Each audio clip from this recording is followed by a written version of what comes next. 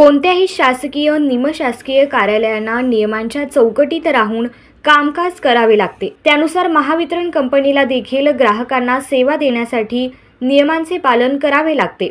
परंतु ग्राहकांना याबाबतची पुरेशी माहिती नसल्याने याबाबतचा दावा केला जात नाही। वास्तविक ग्राहकांना निर्धारित वेळेत वीज सेवा मिळाली नाही तर ग्राहक महावितरणकडून भरपाई मागू शकतात। ग्राहकांना निर्धारित वेळेत विजेची सेवा दिली पाहिजे असे बंधनकारक आहे।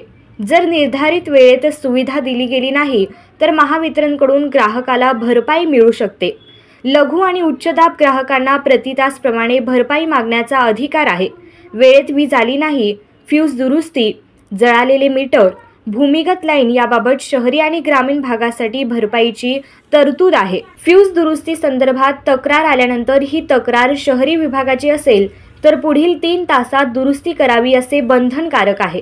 फ्यूज दुरुस्ती संदर्भातील तक्रार जर ग्रामीण भागातील असेल तर या भागातील तक्रार पुढील 24 तासात सोडविणे अपेक्षित आहे। भूमिगत लाईनमध्ये बिघाड झाल्याची तक्रार सोडविण्यासाठी 8 तासांची वेळ ठरविण्यात आली आहे। शहरासाठी या प्रकारची वेळ आहे। भूमिगत लाईन संदर्भातील ग्रामीण भागातून तक्रार आली तर अशा प्रकारची तक्रार 24 तासात पूर्ण करून द्यावी लागणार आहे। वीज मीटर जळाल्याची तक्रार शहरातील असेल तर 18 तासांमध्ये निकाली काढणे बंधनकारक आहे। ग्रामीण भागातील वीज मीटरच्या तक्रारी निकाली काढण्याची 48 तासात डेडलाईन देण्यात आली आहे। विलंबाने सेवा दिली तर राज्य विद्युत वीज नियामक आयोगाने महावितरणकडून भरपाई देण्याची तरतूद केली आहे।